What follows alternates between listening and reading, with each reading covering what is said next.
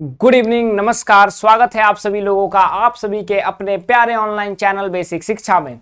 उम्मीद है कि आप बढ़िया होंगे, मस्त होंगे और आप अपनी लाइफ को अच्छे और एक स्मूथ तरीके से जी रहे होंगे।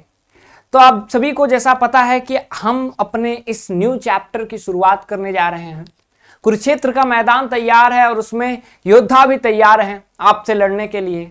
लेकिन क्या आप सज्ज हैं? क्या आप प्रिपेयर्ड हैं?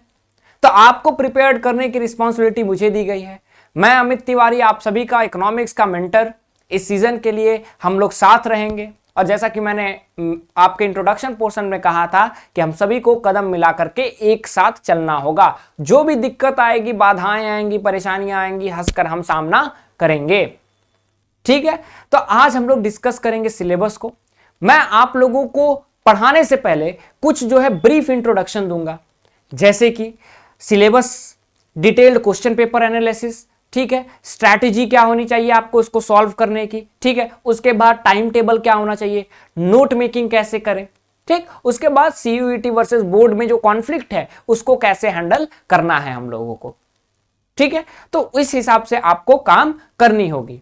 तो सिलेबस की जब बात करते हैं तो बहुत सारे लोग बोलते हैं कि सर सिलेबस कैसे सीयूईटी का पता चलेगा। ये देखिए, बेसिकली हमने तो सिलेबस ऐड यहां पे किया है, ब्रीफली सारे सिलेबस को हमने ऐड किया है यहां पे। ठीक है, आप चाहें तो इस सिलेबस को हमारे टेलीग्राम चैनल से ले सकते हैं। लेकिन बहुत बच्चे जो पूछते हैं कि सर समर्थ में जो सिलेबस आता है उस हिसाब से कैसे सिलेबस को देखना है, तो कुछ नहीं करना है। आप जाइए, वेब पे जाइए और आप यहां पे समर्थ यूजी लिख दीजिए। समर्थ यूजी आप लिखिएगा तो आपको क्या मिलेगा, यूजी के सिलेबस मिलेंगे। यहां पे आइए, ठीक है, बॉक्स उठ गया, उसमें सिलेबस खोलिए। सिलेबस खोलते ही आप कहां पे आ जाएंगे, आप नीचे स्क्रॉल डाउन कीजिए, इकोनॉमिक्स का सिलेबस आ जाएगा। ठीक, और यहां पे है आपका इकोनॉमिक्स का सिलेबस क्लास 12th का। ठीक है, इस इकोनॉमिक्स के सिलेबस में आपको क्या करना है देख लीजिए। सबसे पहले माइक्रो इकोनॉमिक्स के पोर्शंस हैं वो देखिए। ठीक, इसको मैं डाउनलोड कर देता हूं। ठीक, डाउनलोड करके मैं आपको इसको अच्छे से एक्सप्लेन कर देता हूं, यहीं पे एक्सप्लेन कर देता हूं, वो ज्यादा बेटर रहेगा। ठीक है, तो हम लोग चलते हैं। ठीक, देखिए कैसे हमको करना है। ये जो सिलेबस है ना, इस सिलेबस में आप देखिए कि पहले माइक्रो इकोनॉमिक्स का पोर्शन आ रहा है। ठीक, माइक्रो इकोनॉमिक्स जो आपने 11th में पढ़ के आया है। ठीक है, लेकिन एक चीज मैं सोच के चल रहा हूं, मान के चल रहा हूं कि 11th में तो सारे बच्चे अभी नए नए सीनियर बने हुए रहते हैं, तो कितने लोग पढ़ते हैं, कितने पानी में रहते हैं वो पता है। इसलिए मेरे प्लानिंग के हिसाब से जब मैं क्लासेस स्टार्ट करूंगा, इस दोनों पोर्शन को हम लास्ट में करेंगे। ठीक, इस दोनों पोर्शन को हम लास्ट में करेंगे। क्यों सर? क्योंकि ये 11th का पोर्शन है। ठीक, इसको हम सीयूईटी के करीब जान के ही करें तो ठीक रहेगा। क्यों? आपका उससे पहले बोर्ड्स है, बोर्ड्स को आपको ध्यान में रखना होगा। इसलिए ये जो पोर्शन है इसको हम लोग कब करेंगे, इसको हम लोग लास्ट में करेंगे। इसमें पढ़ना क्या है सर? ज्यादा कुछ 11 में नहीं पढ़ना है, आपको माइक्रो इकोनॉमिक्स का इंट्रोडक्शन पढ़ना है, क्या होता है क्या नहीं होता है। सेंट्रल प्रॉब्लम्स आपको पढ़ने हैं माइक्रो इकोनॉमिक्स के। ठीक है, कि सेंट्रल प्रॉब्लम में क्या आता है, 3 प्रॉब्लम आते हैं इसमें, what to produce, how to produce and whom to produce. ठीक है, खाना बन गया है तो खाना किसके लिए बनाएं, क्यों बनाएं, ठीक है, कैसे खाना बनाएं, क्या इंडक्शन पे खाना बना दें या फिर पूरा मेहनत करके लकड़ी लाएं, लकड़ी ला करके क्या करें, चूल्हा जला के तवे से खाना बनाएं। तो उसको आपको पता चलना होगा कि खाना व्हाट टू प्रोड्यूस होगा, हाउ टू प्रोड्यूस होगा and for whom to produce होगा। हाउ टू प्रोड्यूस में लेबर इंटेंसिव, कैपिटल इंटेंसिव, इस पे हम लोग बात करेंगे। कैसे कैसे क्वेश्चंस आते हैं वो हम लोग अगले वीडियो में देखेंगे। ठीक, हर चैप्टर के बीच बीच में क्वेश्चंस पीवाईक्यू आपके साथ रहेंगे। ठीक है, उसके बाद कंज्यूमर बिहेवियर में हम लोग बहुत मजा आता है कि दाम बढ़ गया, डिमांड घट गया, कुछ चीज का दाम बढ़ता है तो डिमांड भी बढ़ जाता है। ठीक, तो उसको हम लोग देखेंगे, कंज्यूमर इक्विलिब्रियम को देखेंगे, फिर डिमांड में देखेंगे मार्केट में इंडिविजुअल डिमांड क्या होता है, मार्केट डिमांड क्या होता है, ठीक, इलास्टिसिटी ऑफ डिमांड क्या होता है, परसेंटेज एक्सपेंडिचर ज्योमेट्रिक मेथड से देखेंगे। इस सारी चीजों को हम लोग क्या करेंगे, टैकल करेंगे। ठीक, उसके बाद मैक्रो इकोनॉमिक्स में हम आएंगे। ठीक, one of the most interesting and बहुत इंपॉर्टेंट पार्ट है। ठीक, मैक्रो इकोनॉमिक्स में जब हम आएंगे तो हम लोग क्या देखेंगे, हम लोग सबसे पहले देखेंगे national income and related concept को। ठीक, नेशनल इनकम रिलेटेड कॉन्सेप्ट में हम लोग देखेंगे मैक्रो इकोनॉमिक्स का मीनिंग। उसके बाद circular flow concept, measurement of national income. अब इन सब को मिला के अगर मैं बताऊं तो कम से कम 10 क्वेश्चन इस पूरे पोर्शन से आएगा ही आएगा। 10 क्वेश्चन सर, 10 कंफर्म है? मैं कहता हूं 5 से 10 क्वेश्चन आना ही आना है इस यूनिट से मिला करके। ठीक, 40 क्वेश्चन में 5 से 10 इसको यूनिट से आ रहे हैं, मतलब मान लीजिए अगर 8 भी क्वेश्चन आ रहा है तो कितने नंबर हो गए? 8 क्वेश्चन आ रहा है तो 8 क्वेश्चन को आप 4 से इंटू कर लीजिए, कितना आया? 5 नंबर के हो रहा है ना, मैं तो माइनस मार्किंग में जा रहा हूं। ठीक है, तो आप 8 को इंटू कर दीजिए 5 से, 40 नंबर। तो 40 नंबर कहाँ है? डायरेक्ट यहीं से। ठीक, तो इस हिसाब से हमको चलना होगा। आगे बात आएगी डिटर्मिनेशन ऑफ इनकम, ठीक है, और एंड एम्प्लॉयमेंट, जहां पे हम कीन्स थ्योरी की बात करेंगे, एग्रीगेट डिमांड एग्रीगेट सप्लाई की बात करेंगे, propensity to consume propensity to save, कि जैसे हमारा इनकम बढ़ता है, इनकम जिस हिसाब से बढ़ता है उस हिसाब से हमारा एक्सपेंडिचर खर्चा नहीं बढ़ता है। एक समय के बाद हमारा खर्चा कम हो जाता है और हम उस पैसे को सेव करने लगते हैं। ठीक है, तो उस पोर्शन को भी हम कवर करेंगे। ठीक, उसके बाद एक्सेस डिमांड के प्रॉब्लम को भी देखेंगे हम लोग। ठीक, ये पूरी चीजें हैं। थर्ड यूनिट पे जब हम आएंगे मैक्रो के, और ओवरऑल 5th यूनिट पे वो कहता है मनी एंड बैंकिंग। यहां पे क्या देखेंगे सर? यहां पे देखेंगे एग्जैक्टली मनी क्या होता है, कैसे हम लोग बार्टर सिस्टम से आज डिजिटल पेमेंट तक आ गए हैं। ठीक है, उस बीच में चेंजेस क्या रहे हैं? क्या मैं एक पेपर में लिख के दे दूं कि जाइए आशुतोष सर से 500 रुपए ले लीजिए, तो क्या वो मनी होगा? आशुतोष सर तो आपको पैसा दे देंगे, तो क्या उस पेपर को मनी कह सकते हैं? उस कॉन्सेप्ट को पढ़ेंगे। ठीक है, मनी आखिर में है क्या? एक पेपर का टुकड़ा है, या फिर एक चेक है, या फिर एक एटीएम कार्ड है, या हमारा फोन है जिससे हम डिजिटल पेमेंट कर दे रहे हैं? मनी क्या है एग्जैक्टली हम लोग देखेंगे। मनी के बाद देखेंगे कैसे हम गवर्नमेंट जो है अपना मनी के बाद हम देखेंगे कैसे सेंट्रल बैंक जो है मनी को सप्लाई को मेंटेन करता है, करेंसी कौन छापता है, कॉइन्स कौन छापता है।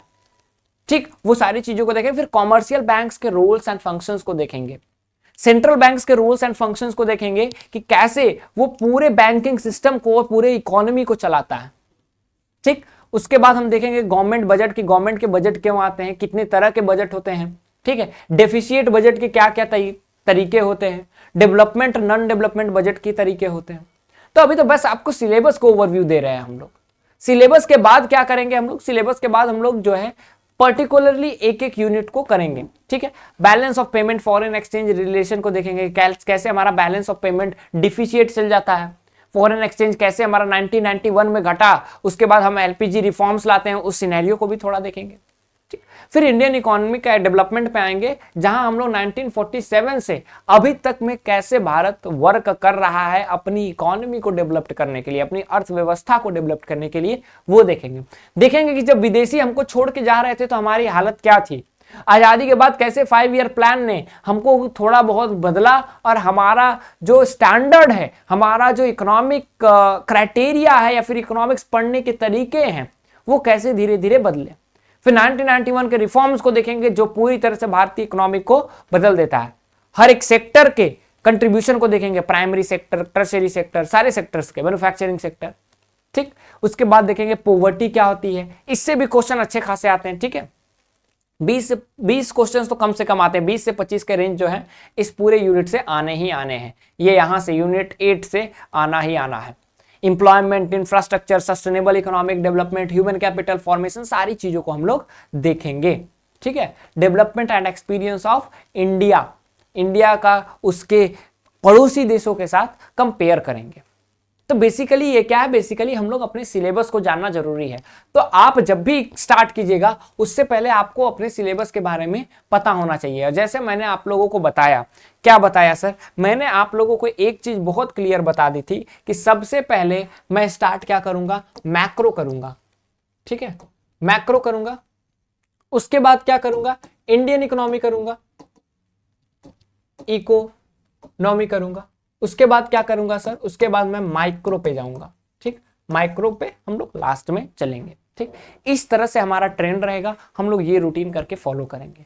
आगे आपको पता चलेगा कि हर एक चैप्टर से कितने क्वेश्चंस आते हैं, हर पैटर्न, किस पैटर्न पे इकोनॉमिक्स में आपके क्वेश्चंस पेपर आ रहे हैं। पिछले 2 सालों के एनालिसिस के साथ हम लोग नेक्स्ट वीडियो में आएंगे।